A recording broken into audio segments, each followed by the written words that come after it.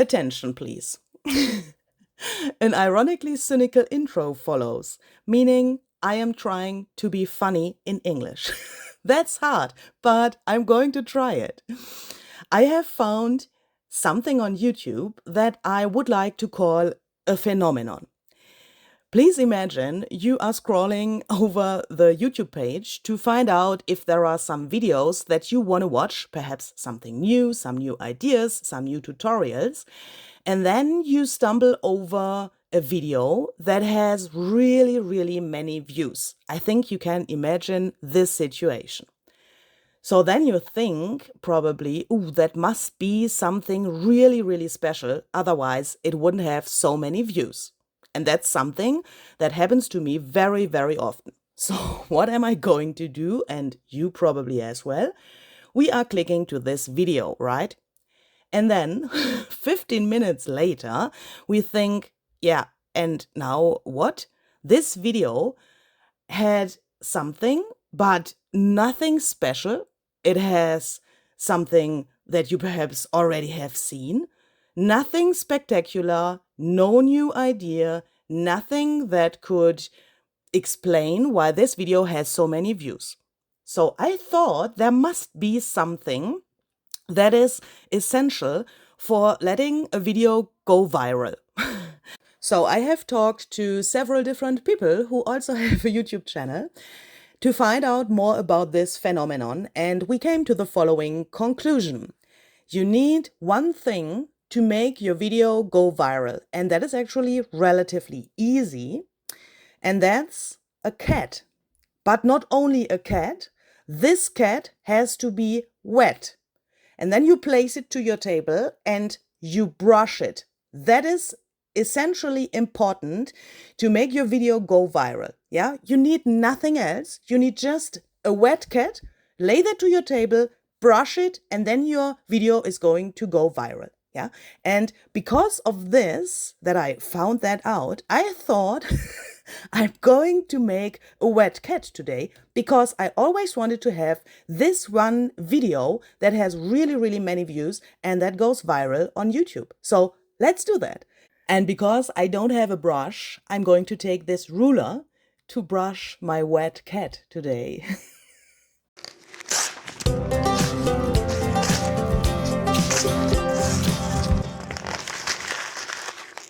Hi there, this is Luise Heinzel, and if you are still here, thanks for joining me today.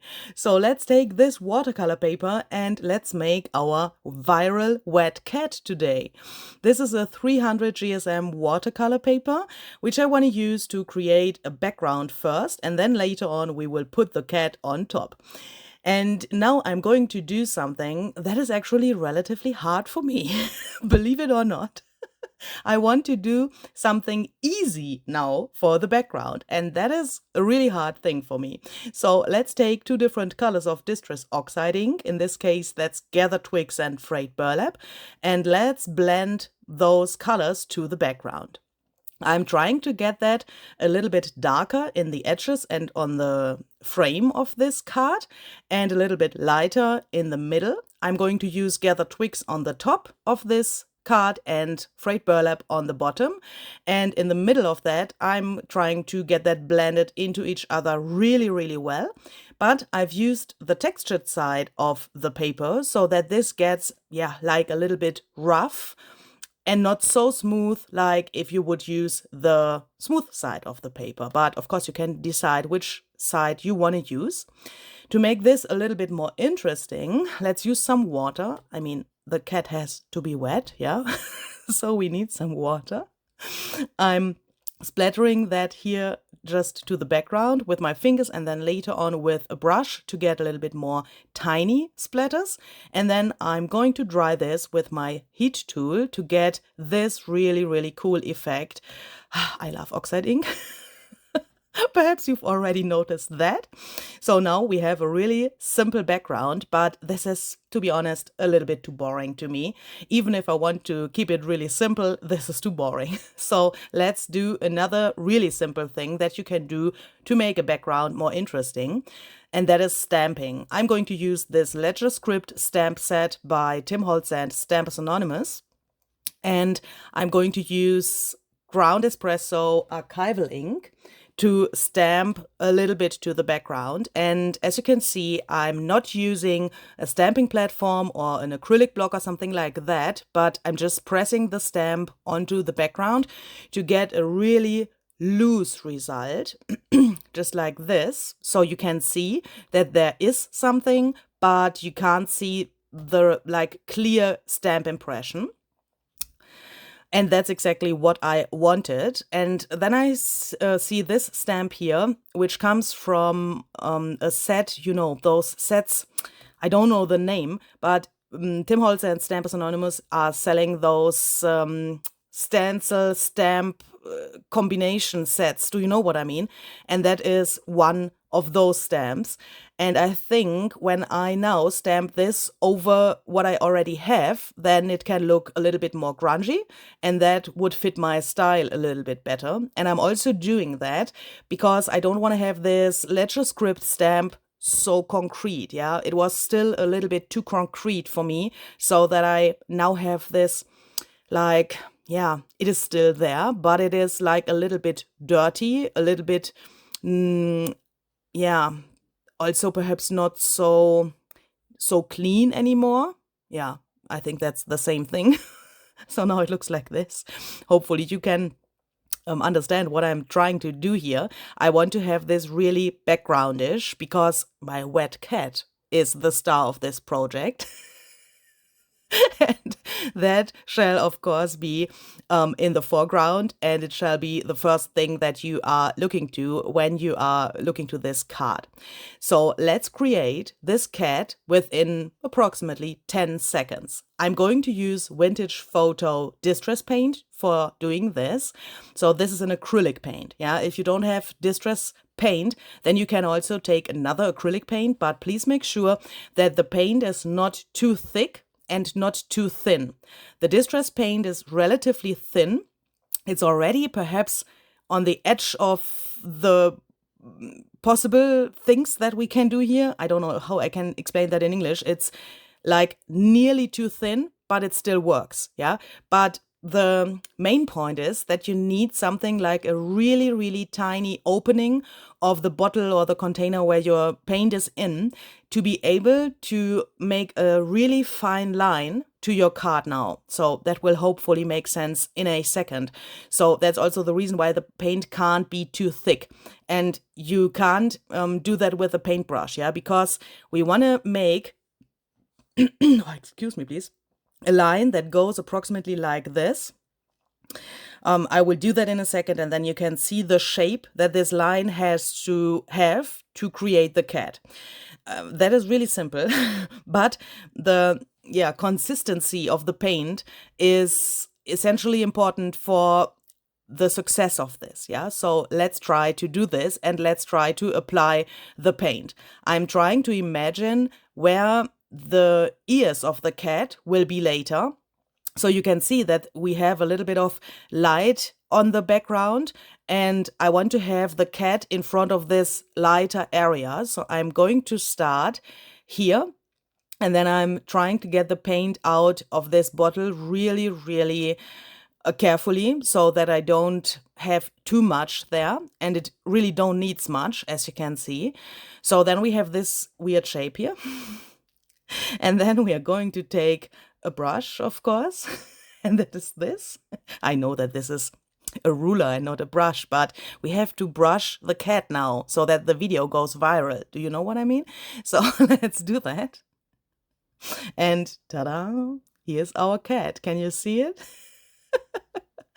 And because I have used distress paint, I can easily clean my ruler now. Just take a wet paper towel, for example, and then you can just clean off this ruler, and it will look like new after that, because distress paint is water soluble and water reactive when it's still wet.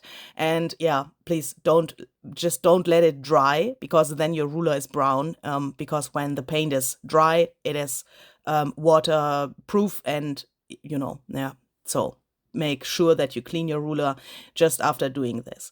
Again, the cat has to be wet. And because the distress paint has this cool features, I can just splatter some more water to make the cat more wet and to get a little bit more interest to the fur of the cat, because I don't want to have it just brown. Yeah, so I'm just splattering some water and then I wait a little bit so that the water can take some of the paint, and that I then can in a second lift that off to get a really cool result.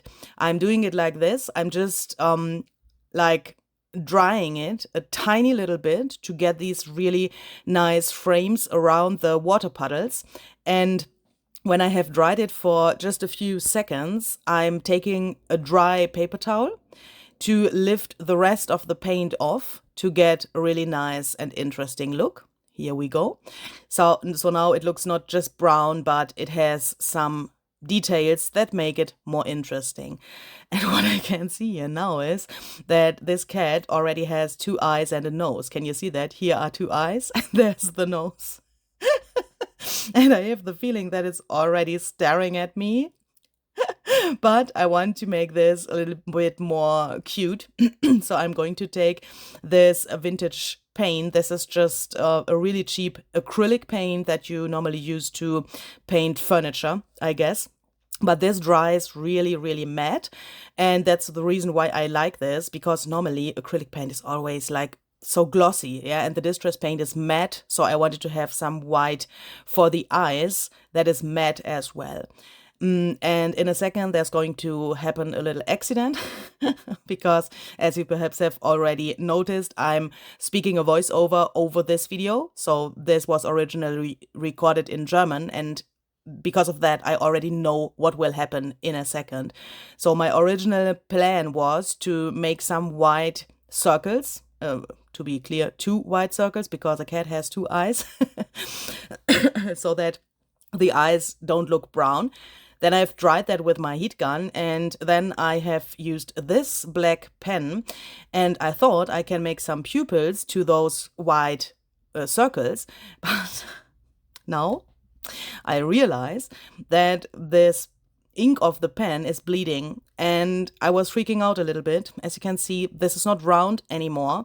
It's just bleeding into the acrylic paint. That has never happened to me. I have no idea why that happened.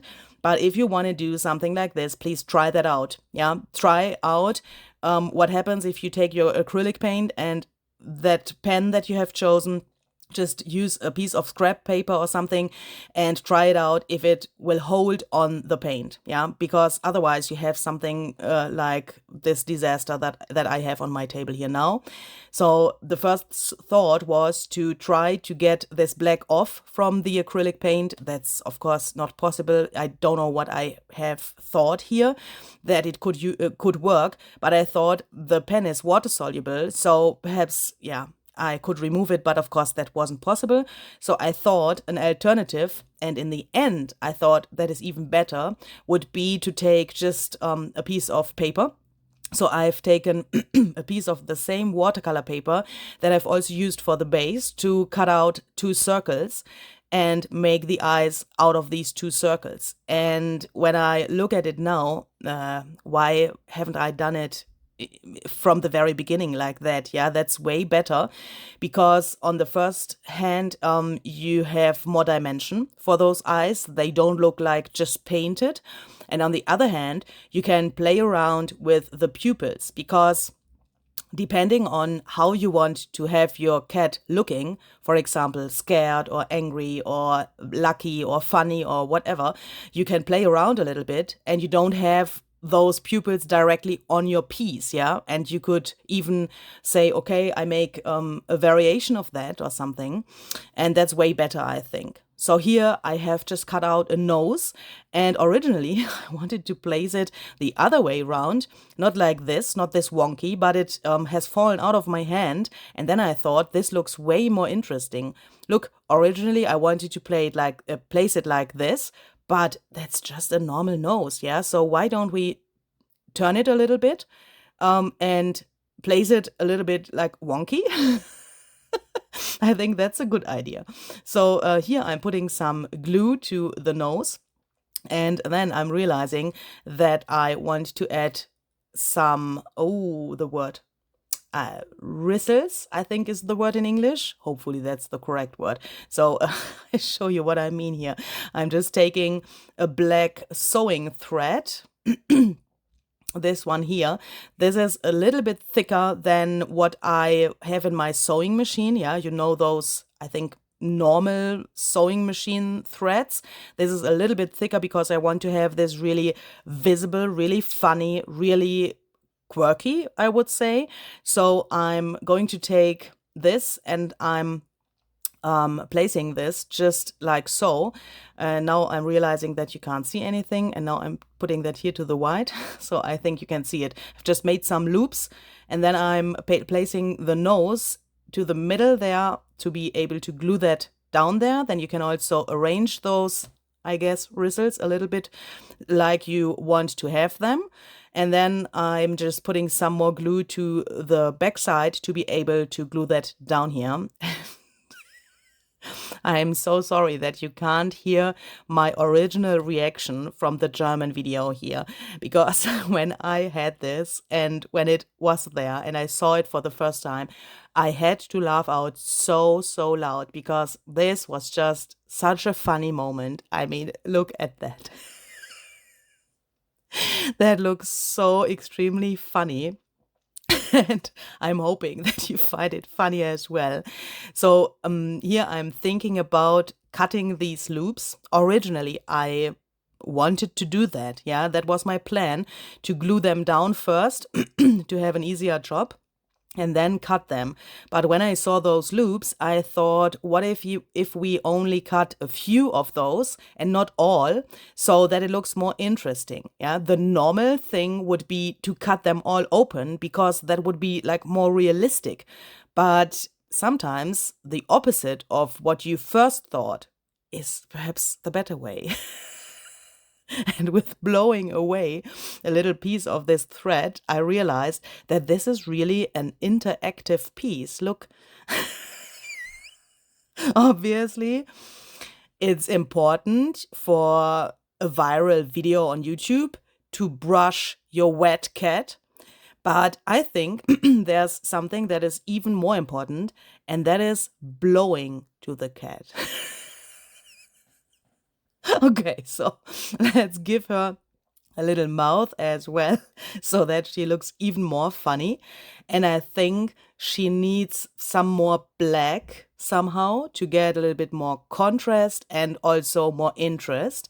And now, of course, you can play around with the things that are in your head, play around with your ideas, make this as crazy or as cute, as wonky, as quirky as you want.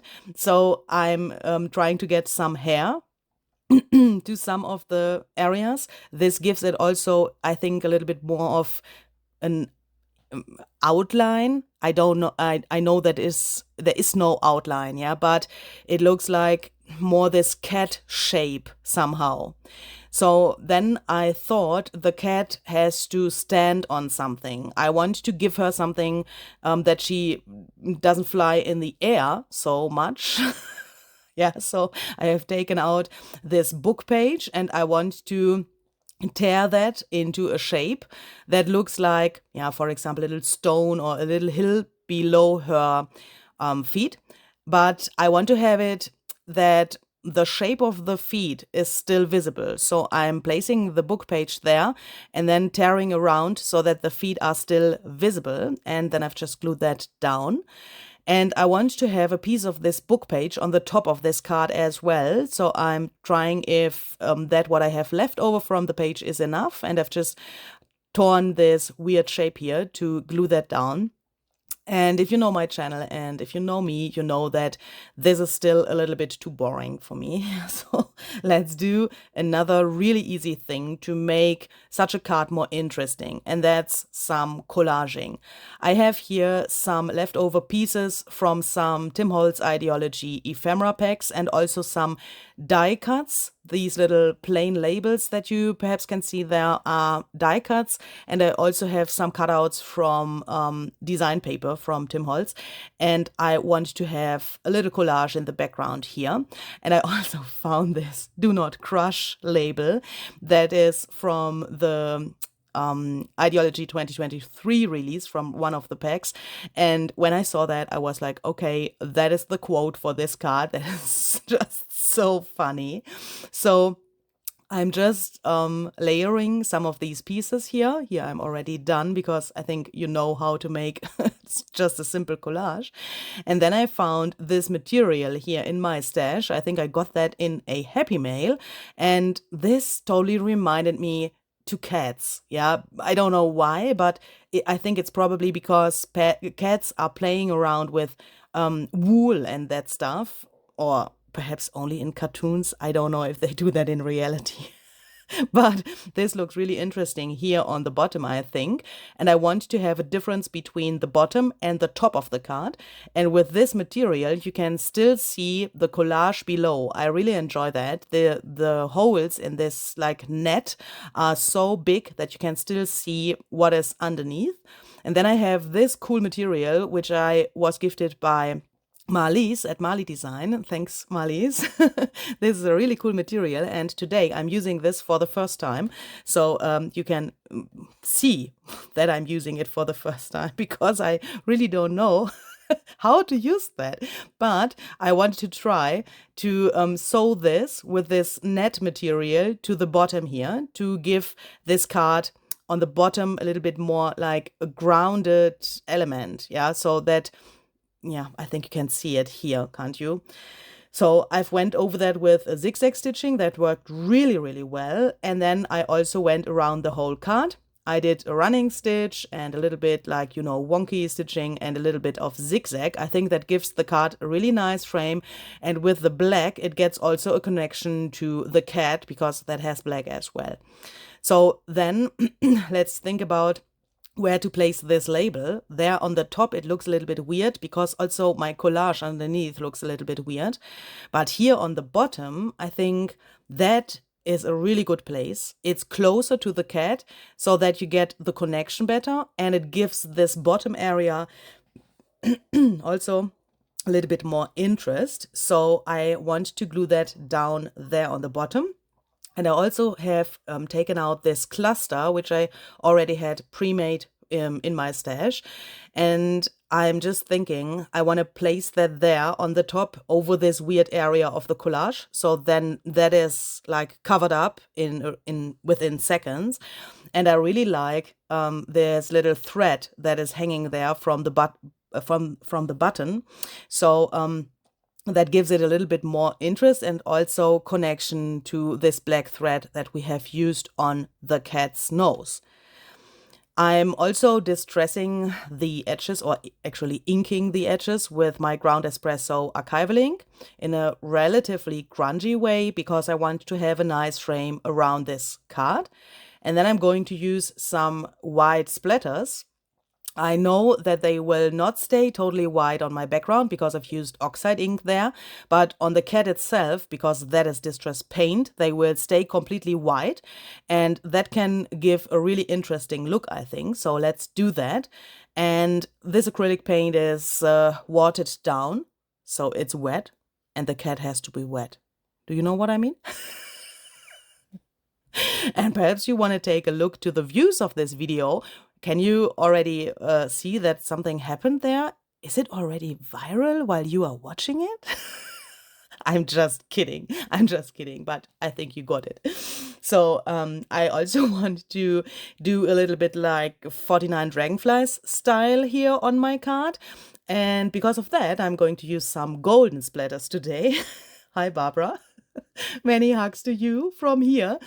Golden splatters are really, really good because on the one hand, they look beautiful, and on the other hand, in this case, they will stay golden. Yeah, instead of compared to the white splatters, which will turn a little bit brownish on the background, this will stay golden. And that was the reason why I did it. And I think it's also a nice addition to the vintage photo distress paint. That is a really nice combination with this gold. And yeah, so I'm hoping that you got the idea behind this. I hope that you could understand my joke. And I'm hoping that you will make your own wet cat. And if you have a YouTube channel, then you now know what you have to do to let a video go viral. And while I'm saying this here, I'm really curious what do you think about this on the one hand, and if this video will get more views than the others. So let's be excited about that and let's look what will happen. Have a very great day and have very much fun with your own projects. Perhaps you want to make something like this as well. See you the next time. Thanks for watching. Bye bye.